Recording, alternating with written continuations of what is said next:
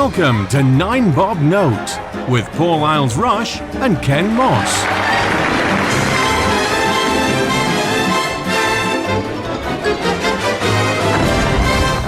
Hello and welcome to 9 Bob Note.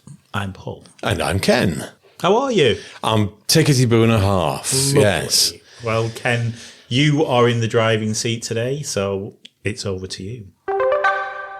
Well, it's time for my birthday honours, and in deference to last year, I've actually got one on time. It's DJ Zoe. Yes. Right. Now, I thought that you might immediately ring the bell, but this is the hostess at Funny Girls. Oh, because she's retiring. She's been on stage for 30 years at Funny Girls. A bit of a background. Her real name is Adrian Thornton. She's been one of the most famous drag queens in Blackpool, but has decided to hang up her stilettos and retire. It's been one of the best jobs in the world to be part of something that's such a big thing for Blackpool and beyond. She was there on the opening night of Funny Girls in 1994 and said it was just like going into your nan's lounge, but with a fabulous cabaret show going on. I just feel that now's the time. I want to get that 30th anniversary under my belt, which I did last year.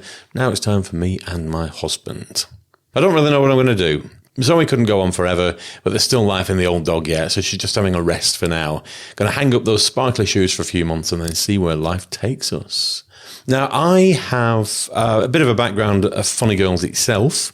It was opened on the corner of Queen Street in Blackpool in 1994 by Basil Newby, then moved to the former Odeon building on Dixon Road in 2002, where it's been ever since. And Mr. Newby said Zoe's retirement was a big loss and he's really sad to see her go. I am a relative latecomer to Funny Girls. I only went for the first time a couple of years ago. What a night. What a night.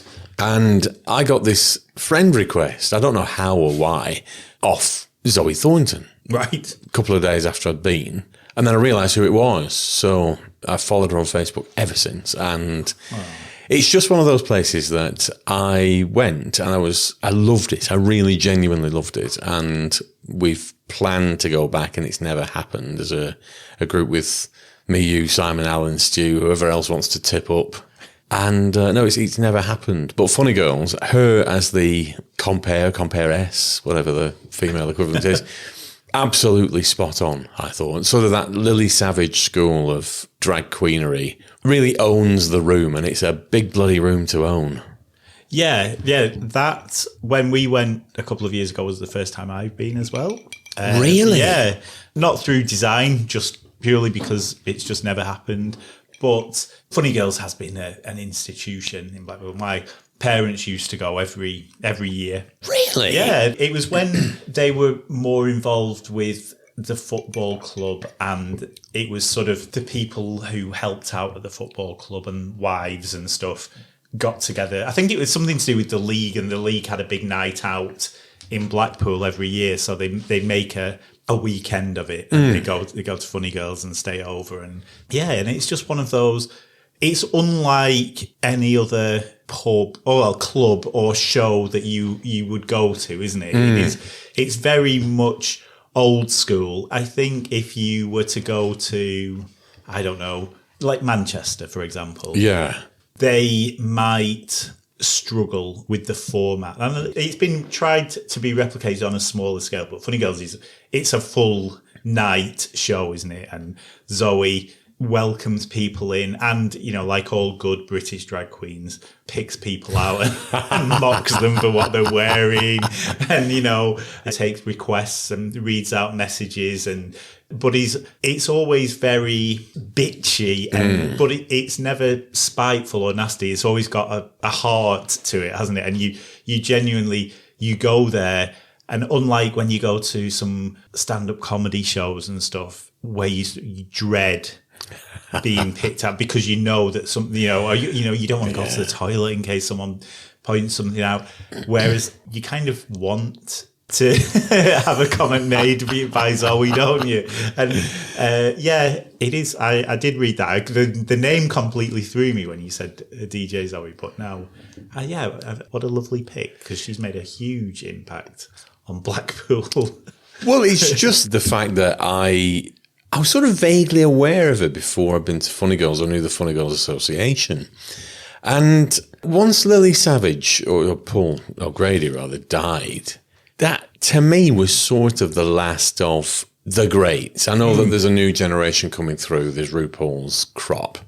Who's the one that's died recently? It's not The Baggage. Vivian. The Vivian, yes. I know the name. I mean, just diverting for a second. Wasn't she on some program and then about 5 days later, after a lot of Twitter bitching, was found mysteriously not alive? Yes, yeah, the Vivian. I mean, it's funny you've mentioned the Vivian because a lot of sort of drag performers these days, they're very much all about the look and the dancing and, you know, what the makeup looks like. And a lot of it has moved away from what we see as drag, which is, you know, your DJs or your Lily Savage. And the Vivian was kind of in between those. So really very talented. So I think she was, you know, a national tour of Chitty Chitty Bang Bang at the time of her death, I think, as the child catcher, which... The child catcher? Yeah. Who thought that was a good idea? I might be wrong. It might not be the child catcher, but she's definitely in a touring production of Chitty Chitty Bang Bang, and also had been in the Wizard of Oz. So very, very talented, but also with that sort of northern humour, the bitchiness without being horrible. She was on Blankety Blank, broadcast on Christmas Day, which ironically was formerly hosted by Lily Savage, Yes. which no one seemed to have a problem with. But yeah, there was a huge backlash that it was disgusting that a man dressed as a woman should be on primetime BBC One on Christmas Day. What would Jesus think? You know, all that kind of thing. And it got very nasty very quickly. Now, I don't know if that... I mean, she'd obviously put up with a lot of that kind of abuse. I know, but it can't be nice. No. Twitter's an awful place at the best of times. Yes. And you know, there must have been other stuff going on, but to sort of think, you know, look how well I'm doing. I've got all these theatre shows going on. I'm getting rave reviews. I've been booked to go on Blankety Blank on Christmas Day. You know, this is how well I'm doing. And then to open Twitter or, you know, whatever social media and just be met with all these comments, it's got to take a toll. Well, on a much, much lower scale, when I was local, I very quickly learned, don't look at Facebook. Yes. Because it does sting. And I was a minor local figure. And it stung.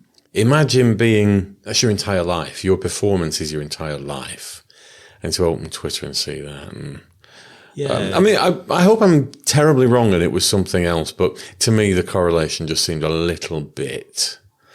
Yeah, it can't have helped. No. But Blankety Blank was very much the end of the pier gang sort of thing. When we were watching in the 80s and 90s, that was exactly the sort of person that, you know, if it had been Med or if it had been around, that would be the sort of person on it. Danny LaRue. Yes. Kind of, I mean, he must have been on there, but the number of camp queens that were on it, you know, Larry Grayson and Kenny Everett, for God's sake. Butch Kenny, yes.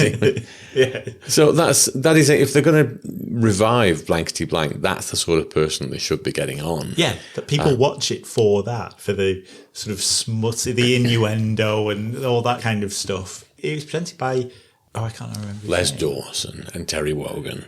No, I mean this. Bradley Walsh. Bradley Walsh. Yeah. It's presented by Bradley Walsh, who is of that sort of era of comedians where he would have had Julian Clary on and been, you know, all the, you know, let's see what we can get him to say without getting banned.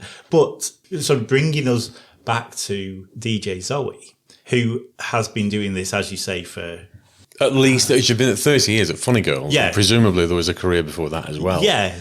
And this, you know, sort of what we were talking about in the last episode about when people were less tolerant, which sometimes when you look at Twitter, it's hard to imagine a time when people were less tolerant. But the people like Zoe and, you know, Paul O'Grady and all those people who thought, I know what I'm going to do. I'm going to go out. And, they weren't protected by the BBC or, anything. They were going out to clubs and very often like working men's clubs and stuff, putting on a pair of stilettos and makeup and a wig and taking the piss out of people. Well, without sounding crude, you have to have balls to do that. Yeah. So it must have been quite scary. I mean, a lot of the drag queens that you see now, the younger ones, it doesn't take as much courage. If you go down to Canal Street, the gay village in Manchester, any particular night, you'll see 100 young lads dressed in dresses and things and, competing to see who can have the most outrageous makeup. And that's what it's all about. And it's a whole subculture, but they are sort of protected in their bubble. And I'm not saying I would feel comfortable doing that, but if you think what it was like for someone in the 70s, the 60s, the 80s, having to go through all that against the backdrop at the time. I think DJ Zoe probably does deserve to put her feet up for a few months. Well, I've always had a huge respect for anybody that's worked the club circuit because it's bloody hard work. And as time wears on, there's less and less money on the club circuit. Yeah. But even in the day, it was hard graft. Sometimes doing a couple of gigs a night, miles and miles apart, carting all your own stuff around, and you never knew what welcome you were going to get at the other end. So anyone that's done that club circuit or that's done their craft in person, I perhaps unfairly, but I look now at the current crop of entertainers. And a lot of them on telly, they're famous because they've been on telly. Yes. And then they become more famous by getting asked on more telly. Yeah. Rather than having worked as a character, a persona, or an act, and then being invited on telly as part of a variety show, which is what it used to be like. Now they get famous for being famous, and that's it. So you'll get, let's say somebody like Honey G. Remember her? What on earth? That was on the vague periphery of my awareness back in the day. I think that's about 10, 15 years ago now. But you look at this chav on stage. She got a record contract out of it. What the deuce? And then you've got people like, was it Leona Lewis? Was she a winner or was she a runner-up? She won, yeah. But there's been a few runners-up who've done very, very well just because... I always used to look askance at the X Factor as just a freak show that people used to point and laugh. I thought it was quite cruel myself. The talent would eventually come through if they were pretty enough and the auto-tune was working. So again, you could tell the ones that had really tried rather than thought, I'm good on karaoke, I'll have a crack at this. Yeah, and it's very similar to that because you do get the people who just walked up and looked the part and went through, and then you got the people who had gone round the pubs and clubs and just played on a Sunday afternoon when there was 3 people in who actually wanted to watch the rugby and this guy playing a guitar in front of them. But yeah, it is very true, especially when you're talking about sort of comedians and performers, that there isn't that much stuff anymore. And I don't know whether that's just because there's not as much of a vibrant club scene. There's a number of factors at play. The smoking ban, it halved people going out overnight. But, you go somewhere like Blackpool where it was that booze, smoke, just general riot culture. You just wanted to go for a crappy night out. That's what Blackpool is. For anyone who's never been to Blackpool, it's a shithole. But it's a fun shithole. Yes. And, you go with that in mind, that is what it is. This is not haute couture. This is a dump. But you're going to have a good night. Funny Girls, they've really tried to make it a show. It's in an old theatre. Zoe herself, I have to say, held court beautifully. There's clearly a few regulars in there because they were picked out and there was banter on the night that we went. And I love that. I love that there's the familiarity that everybody's, she tried to involve everybody, but she completely owned that room. And it's not always easy to do if you've got a crowd. With someone like Funny Girls, they've turned up to see the show. They've paid to see the show. That's what they're coming for. Yeah. They've not just wandered into the pub and there's a turn on. But they've still had to build up that reputation over 30 years. And I've always said it's the same with a pub. a pub needs a face. So if you never see the landlord or the landlady, and it's a constantly circulating, rotating roster of bar lads and bar girls who don't really care, a pub needs a face. They need somebody that, that's their pub. Oh, let's go to, Amanda's bar or something. Because, you'll get a warm welcome. Whereas a pub where there's no face there, and that's why someone like Zoe will have helped the thing along by being the face. Absolutely. So people will go to Funny Girls, and people will go several times a year, and although they want to see the show, and they will go and see whichever performers are on doing which are always hilarious numbers that they put on, not take anything away from that, but they will go purely because Zoe is going to be there. Yeah, so she will be very, very sadly missed in Blackpool. Yes, but from one performer to another, I think it's wonderful. I think it is. It's wonderful that there's still that sort of person about, and I hope that there is a worthy successor waiting in the wings to take over, because it's exactly what that sort of place needs. Who knows? We could bring Diamond Ken out of retirement. Brace yourselves in front of Diamond Ken, you lucky bastards. But yes, on that note, a very worthy choice for your birthday honours this year, Ken. And we will raise a glass to DJ Zoe and wish her a very happy and long retirement. Cheers. Yes, Queen. Yes, Queen. Yes, Queen. So thank you very much, Zoe. Thank you for giving us your time. Yes. And we will be back giving you our time very soon. Bye, everyone.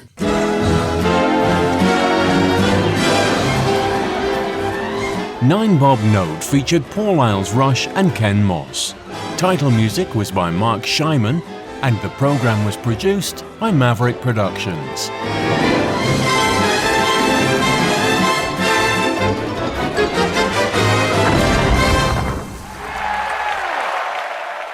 For more information, please visit maverickproductionsuk.blogspot.com or find us on social media.